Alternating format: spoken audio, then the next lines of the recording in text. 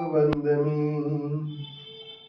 पत्रं यत्र विहायसि प्रविपुले स्थातुं क्षणं नाक्षमम् तत्रास्ते गुणरत्नरोहणगिरि यो देवदेवो महान् चित्रं नात्र करोति कस्य मनसा दृष्टा पुरे श्रीपुरे सश्रीपार्श्वजनेश्वरो विजयते दिग्वाससां शासनम् पत्र टिके न जहाँ अधर में गुण रत्नों का गिरिवर हो कितना विस्मय किसे नहीं हो चलो देख लो शिरपुर को देवों के भी देव पार्श्व जिन अंतरिक्ष में शांत रहे युगों युगों तक दिगंबरों का जिन शासन जयवंत रहे युगों युगों तक दिगंबरों का जिन शासन जिन मंत्र रहे।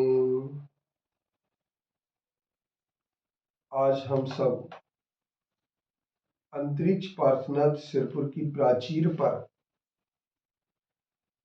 दिगंबरी ध्वजा को फहरा चुके हैं, क्योंकि दिगंबरी लोगों को ही, दिगंबर समाज को ही सिर्फ मात्र को न्यायालय से प्रदत्त यह अधिकार है कि दिगंबरों की ध्वजा, मंदिर की ध्वजा सिर्फ दिगंबर ही फहरा सकते हैं। इस ध्वजा को कोई दूसरा नहीं फहरा सकता है। इस मंदिर में 5 प्रमाण हमारे लिए ऐसे मिलते हैं जो ये कहते हैं कि यह पूरा तीर्थ दिगंबरों का है। इसमें प्राचीन काल से सिर्फ दिगंबरों का मंदिर रहा है। बाद में किसी ने छल कपट करके इसके श्वेतांबरीकरण का प्रयास किया है और इसके उदाहरण हमारे और आपके सामने स्पष्ट हैं। आज हम जिस तीर्थ को देख रहे हैं, ये हमारे पास पुस्तक है।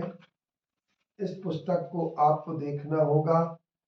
इसे झूम करके आपके लिए दिखाया जाएगा कि ये पुस्तक में लिखा है, A short distance outside of the village in the west stands the old temple of Antariksh Parsnath belonging to Digambar Jain community।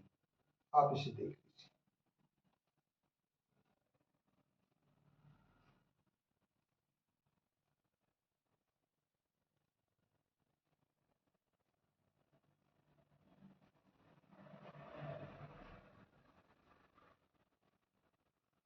ये survey government of Bombay progress report of the archaeology survey of India page number 3 1902 का है।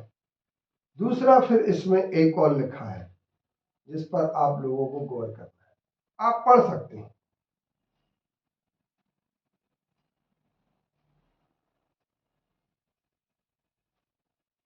इसमें लिखा है the temple of अंतरिक्ष Parshvanath of Sirpur in Washim taluka belonging to Digambar Jain community is the monuments of the post in the district imperial gazette page number 2 part 2 page number 97। इन 2 आधारों पर सबसे पहले ये गैजेटियर और सर्वे रिपोर्ट के आधार हैं। दूसरे नंबर की चीज, इस मंदिर के 15 वेदियों में से सब वेदियों मिलाकर के 15 वेदी दिगंबर की हैं। और यह बात भी यहाँ पर एक प्रसिद्ध है, सिरपुर के अंदर जो नंगा का खाएगा वो नंगा हो जाएगा। अर्थात जैन मंदिर नंगे देवता का है और जो नंगे का खाएगा वो नंगा हो जाएगा। इसके उपरांत इस मंदिर पर ध्वजारोहण करने का 5 बार अवसर अगर प्राप्त होता है तो सिर्फ दिगंबरों के लिए। इस मंदिर में जो चारों तरफ हमारी भित्तियां हैं, उन भित्तियों में दिगंबर मूर्तियां बनी हुई हैं, जिन्हें आप बहुत गौर से देखें तो इस बस्ती के मंदिर का एक फोटोग्राफ आपके लिए दिखाया जा सकता है और आप देख सकते हैं कि इस मंदिर की इस फोटोग्राफ को आप देखिए, नीचे वाले को जूम करिए।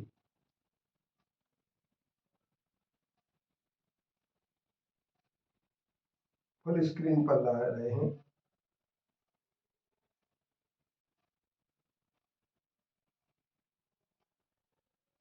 और ये आप जो चित्र नीचे वाला देख रहे हैं, इस नीचे वाले चित्र में स्पष्ट दिगंबर मूर्तियां आपको दिख रही हैं। यह बस्ती के मंदिर के ऊपर का चित्र है। ध्वजारोहण का स्तंभ आपको ऊपर वाले चित्र में दिखा, इस पर दिगंबरों का ही अधिकार है। इसके उपरांत क्षेत्रपाल और पद्मावती को सिर्फ दिगंबर ही पूछ सकते हैं, ये न्यायालय द्वारा प्रदत्त अधिकार है। मंदिर के कोने पर जो दक्षिण और पूर्व के कोने पर जो गादी बनी हुई है, उस गादी का अधिकार सन 1945 में सिर्फ दिगंबरों को मिला है।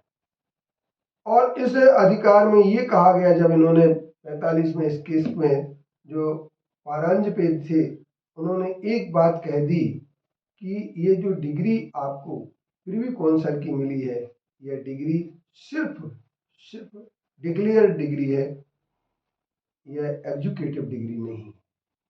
इसके बाद इस क्षेत्र में एक चांदी का स्तंभ बीचों बीच लगा हुआ है, ध्वजदंड, उस पर स्पष्ट दिगंबर का प्रशस्ति लिखी हुई है। इसके साथ साथ दो भट्टारकों की गादियां भी यहाँ पर मौजूद हैं, वीरसेन और एक देवेंद्र कीर्ति भट्टारक कारंजवान। उनकी गादियों को देख करके हमें ऐसा लगता है कि मंदिर सिर्फ दिगंबरों का। 1847 में अंतरिक्ष पार्श्वनाथ की मुख्य मूर्ति का जो लेप हुआ था, उसमें दिगंबर जैन पंडित जयचंद जी थे। इसी समय श्वेतांबरों ने अपनी कुटिल भावना को मूर्त रूप देने हेतु पोलकरों को प्रलोभन देकर बहकाकर चित्त की तत्कालीन प्रबंधक भट्टारक कीर्ति के विरोध से एक केस दाखिल कराया, परंतु उनकी यह कुटिल चाल विफल हुई एवं भट्टारक को इस केस में विजय प्राप्त हुई। इसी तरह सभी तरफ से असफल हो जाने के बाद श्वेतांबरियों ने स्थानीय गरीब व भोली दिगंबर जैन समाज से आग्रह अन्याय करके 27 मार्च 1886 में को एन केन प्रकार ने यह लिखवा लिया कि वे श्वेतांबर हमारे साधर्मी बंधु हैं, अतः उनको स्वविधि से पूजन करने का अधिकार है। स्वामित्व प्रबंधन के अधिकार प्रमाणित करने के लिए दस्तावेज की सहायता के नाम पर 1902 ईस्वी में कल्याण चंद लालचंद एवल ने इकट्ठे किए, किंतु संस्थान पर अपना ही अधिकार अव्यक्त करने पर 1903 को खामगांव में दिगंबर जैन श्वेतांबर जैन परीक्षा एक सभा हुई। इसमें संयुक्त प्रबंधन हेतु अध्यक्ष श्यामलाल सरावगी कासलीवाल जो थे उन्हें बनाया गया और एवं 17 अन्य दिगंबर भाई भी समिति में सम्मिलित किए गए। पूजन आदि क्रियाओं को लेकर दोनों में विवाद के बढ़ते जाने पर 1905 में शांतिपूर्वक अनुष्ठान करने हेतु दोनों पक्षों के लिए अलग अलग समय तालिका के अनुसार समय निर्धारित किया गया। 1908 में और 9 में फिर लेप की बात आई और आनंद सागर 1909 में क्षेत्र पर मूर्ति स्थापित करने हेतु आए, जिन्होंने बंदूकों की दम पर किया, उन पर केस दाखिल हुआ और उन पर आपराधिक प्रकरण भी दर्ज हुए तत्कालीन। हम ये कह सकते हैं, अहिंसा की कोरी कोरी बातें करने वाले श्वेतांबर बंधु तीर्थ हड़पने के लिए हिंसा का भी प्रयोग करते हैं, अहिंसा भूल जाते हैं।